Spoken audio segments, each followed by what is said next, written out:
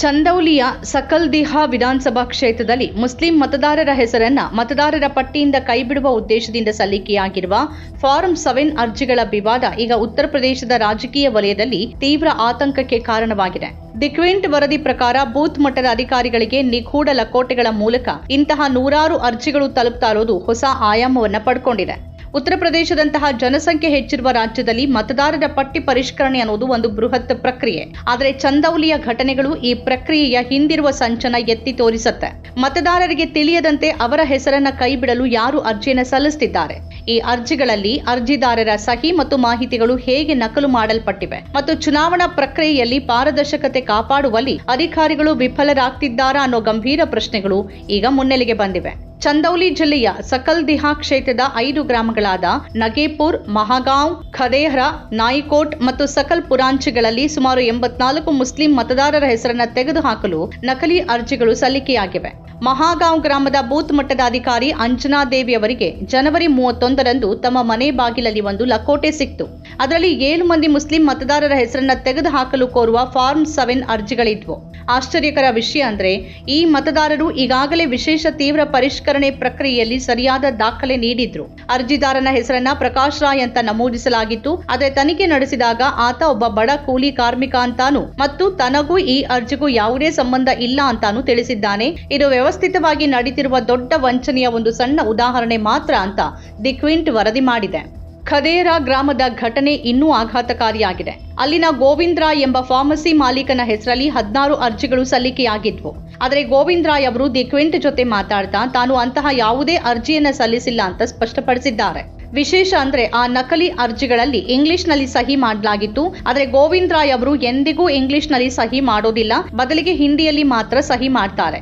ಯಾರೋ ಅಪರಿಚಿತರು ಅವರ ಹೆಸರು ಮತ್ತು ಫೋನ್ ಸಂಖ್ಯೆಯನ್ನ ಬಳಸಿಕೊಂಡು ಈ ವಂಚನೆ ಎಸಗಿದ್ದಾರೆ. ಇಂತಹ ನಕಲಿ ಅರ್ಜಿಗಳ ಉದ್ದೇಶ ಮುಸ್ಲಿಂ ಮತಗಳನ್ನ ಕಡಿತಗೊಳಿಸೋದಲ್ಲದೆ ನಿರಪರಾಧಿಗಳನ್ನ ಕಾನೂನು ಸಂಕಷ್ಟಕ್ಕೆ ಸಿಲುಕಿಸೋದು ಆಗಿದೆ ಅನ್ನೋದು ಇಲ್ಲಿ ಸ್ಪಷ್ಟವಾಗುತ್ತೆ. ಈ ಸಮಸ್ಯೆ ಕೇವಲ ಚಂದೌಲಿಗೆ ಮಾತ್ರ ಸೀಮಿತವಾಗಿಲ್ಲ. ಎಟುವಾ ಜಿಲ್ಲೆಯ ಬೂತ್ ಮಟ್ಟದ ಅಧಿಕಾರಿ ಅಶ್ವಿನಿ ಕುಮಾರ್ ಅವರು ತಮಗೆ ದೈಹಿಕವಾಗಿ ಹಲ್ಲೆ ಮಾಡಿ ಮುಸ್ಲಿಂ ಮತದಾರರ ಹೆಸರನ್ನ ದೊಡ್ಡ ಮಟ್ಟದಲ್ಲಿ ತೆಗೆದುಹಾಕುವಂತೆ ಒತ್ತಡ ಹೇರಲಾಯಿತು ಅಂತ ಆರೋಪಿಸಿದ್ದಾರೆ. ಅವರು ರಸ್ತೆಯಲ್ಲಿ ಹೋಗ್ತಿದ್ದಾಗ ಕೆಲವರು ಅಡ್ಡಗಟ್ಟಿ ಕೆಲವು ಫಾರ್ಮ್ಗಳಿಗೆ ಸಹಿ ಹಾಕುವಂತೆ ಬೆದರಿಕೆ ಹಾಕಿದ್ದಾರೆ. ಅವರು ಪ್ರತಿರೋಧ ತೋರಿದಾಗ ಅವರ ಫೋನ್ ಕಿತ್ಕೊಂಡು ಹಲ್ಲೆ ನಡೆಸಲಾಗಿದೆ. ಹರ್ದೋಯ್ ಮತ್ತು ಅಮೇಥಿ ಜಿಲ್ಲೆಗಳಲ್ಲೂ ಇಂಥದ್ದೇ ದೂರುಗಳು ಕೇಳಿ ಬಂದಿದೆ. ಬೂತ್ ಮಟ್ಟದ ಅಧಿಕಾರಿಗಳೇ ಇಂತಹ ಬೆದರಿಕೆಗೆ ಒಳಗಾದಾಗ ಮತದಾರರ ಪಟ್ಟಿಯ ಬಗ್ಗೆ ಅನುಮಾನ ಮೂಡೋದು ಸಹಜ. ರಾಜಕೀಯವಾಗಿ ಈ ವಿದ್ಯಮಾನ ಉತ್ತರ ಪ್ರದೇಶದ ರಾಜಕೀಯ ಸಮರವನ್ನ ಮತ್ತಷ್ಟು ಕಾವೇರಿಸಿದೆ. ಸಮಾಜವಾದಿ ಪಕ್ಷದ ಮುಖ್ಯಸ್ಥ ಅಖಿಲೇಶ್ ಯಾದವ್ ಅವರು ಈ ವಿದ್ಯಮಾನವನ್ನ ಪಿಡಿಎ ಅಂದ್ರೆ ಹಿಂದುಳಿದವರು, ದಲಿತರು ಮತ್ತು ಅಲ್ಪಸಂಖ್ಯಾತರ ವರ್ಗದ ಮತದಾರರ ಟಾರ್ಗೆಟ್ ಮಾಡೋದು ಅಂತ ಕರೆದಿದ್ದಾರೆ. ಚುನಾವಣಾ ಆಯೋಗ ಈ ಬಗ್ಗೆ ಕಣ್ಮುಚ್ಚಿ ಕೂತಿದೆ ಅಂತ ಅವರು ಆರೋಪಿಸಿದ್ದಾರೆ. ಚಂದೌಲಿ ಸಂಸದ ವೀರೇಂದ್ರ ಸಿಂಗ್ ಅವರು ಮಾತಾಡಿ ಬಿಜೆಪಿಗೆ ಸಕಲ್ದಿಹಾ ಅಂತಹ ಕ್ಷೇತ್ರಗಳಲ್ಲಿ ಗೆಲ್ಲಲು ಸಾಧ್ಯವಿಲ್ಲ ಅಂತ ತಿಳಿದಿದೆ. ಆದ್ರಿಂದ ಅವರು ರಾಜ್ಯ ಯಂತ್ರವನ್ನ ಬಳಸಿಕೊಂಡು ಮುಸ್ಲಿಂ ಮತ್ತು ವಿರೋಧ ಪಕ್ಷದ ಮತದಾರರನ್ನ ಪಟ್ಟಿಯಿಂದ ತೆಗೆದುಹಾಕೋಕೆ ಪ್ರಯತ್ನಿಸುತ್ತಿದ್ದಾರೆ ಅಂತ ದೂರಿದ್ದಾರೆ. ಪ್ರತಿ ಬೂತ್ನಿಂದ 100ರಿಂದ 150 ಮತಗಳನ್ನ ತೆಗೆದುಹಾಕುವ ಮೂಲಕ ಚುನಾವಣಾ ಫಲಿತಾಂಶವನ್ನೇ ಬದಲಿಸುವ ತಂತ್ರ ಇದರ ಹಿಂದಿದೆ ಅನ್ನೋದು ಅವರ ಗಂಭೀರ ಆರೋಪ. ಈ ಇಡೀ ಪ್ರಕರಣದಲ್ಲಿ ಚುನಾವಣಾ ಆಯೋಗದ ಮತ್ತು ಜಿಲ್ಲಾಡಳಿತದ ಪಾತ್ರದ ಬಗ್ಗೆನೂ ಪ್ರಶ್ನೆಗಳು ಉದ್ಭವಿಸಿವೆ. ಡಿಜಿಟಲ್ ಯುಗದಲ್ಲಿ ಫಾರ್ಮ್ 7 ಅರ್ಜಿಗಳನ್ನ ಭೌತಿಕವಾಗಿ ಲಕೋಟೆಗಳಲ್ಲಿ ಹಾಕಿ ಬಿಟ್ಟು ಬಿಡೋದು ಮತ್ತು ಅರ್ಜಿದಾರರ ಗುರುತನ್ನ ಸರಿಯಾಗಿ ಪರಿಶೀಲಿಸದೆ ಅವುಗಳನ್ನ ಸ್ವೀಕರಿಸೋದು ವ್ಯವಸ್ಥೆಯ ವೈಫಲ್ಯವನ್ನ ತೋರಿಸುತ್ತೆ. ಅನೇಕ ಸಂದರ್ಭಗಳಲ್ಲಿ ಬೂತ್ ಮಟ್ಟದ ಅಧಿಕಾರಿಗಳೇ ಜಾಗರೂಕತೆಯಿಂದ ಈ ನಕಲಿ ಅರ್ಜಿಗಳನ್ನ ಗುರುತಿಸಿ ತಿರಸ್ಕರಿಸಿದ್ದಾರೆ. ಇಲ್ಲದೆ ಇದ್ರೆ ಸಾವಿರಾರು ಮತದಾರರು ತಮ್ಮ ಹಕ್ಕನ್ನ ಕಳ್ಕೊಳ್ತಾ ಇದ್ರು. ಆದ್ರೆ ಈ ರೀತಿ ನಕಲಿ ಅರ್ಜಿಗಳನ್ನ ಸೃಷ್ಟಿ ಮಾಡಿದವರ ಮೇಲೆ ಯಾಕೆ ಈವರೆಗೂ ಕಠಿಣ ಎಫ್ಐಆರ್ ದಾಖಲಾಗಿಲ್ಲ ಅನ್ನೋದು ವಿರೋಧ ಪಕ್ಷಗಳ ಮುಖ್ಯ ಪ್ರಶ್ನೆಯಾಗಿದೆ. ಅಂಕಿಅಂಶಗಳ ಪ್ರಕಾರ ಉತ್ತರ ಪ್ರದೇಶದಲ್ಲಿ ಇತ್ತೀಚಿನ ಪರಿಷ್ಕರಣೆಯಲ್ಲಿ ಸುಮಾರು 2.89 ಕೋಟಿ ಮತದಾರರ ಹೆಸರುಗಳನ್ನ ಕೈಬಿಡಲಾಗಿದೆ ಮತ್ತು ಇಡೀ ದೇಶದಲ್ಲಿ ಅತ್ಯಂತ ಹೆಚ್ಚಿನ ಸಂಖ್ಯೆ.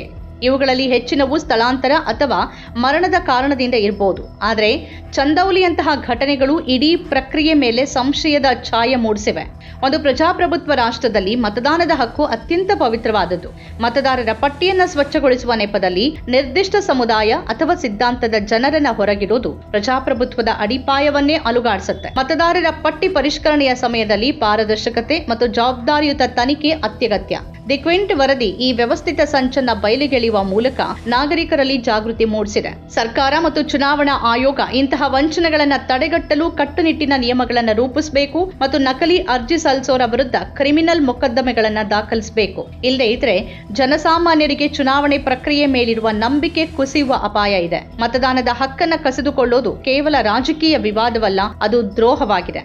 ಈ ಘಟನೆಗಳ ಹಿನ್ನೆಲೆಯಲ್ಲಿ ಮುಂದಿನ ದಿನಗಳಲ್ಲಿ ಇತರ ಕ್ಷೇತ್ರಗಳಲ್ಲೂ ಇಂತಹ ದೂರುಗಳು ಬರುತ್ತಾ ಮತ್ತು ಜಿಲ್ಲಾಡಳಿತ ಇದರ ವಿರುದ್ಧ ಯಾವ ಕ್ರಮ ಕೈಗೊಳ್ಳಲಿದೆ ಅನ್ನೋದನ್ನ ಕಾದ್ ನೋಡಬೇಕಿದೆ. ಮತದಾರರು ಕೂಡ ತಮ್ಮ ಹೆಸರು ಪಟ್ಟಿಯಲ್ಲಿದೆಯಾ ಅನ್ನೋದನ್ನ ಕಾಲಕಾಲಕ್ಕೆ ಪರಿಶೀಲಿಸಿಕೊಳ್ಳೋದು ಅನಿವಾರ್ಯವಾಗಿದೆ.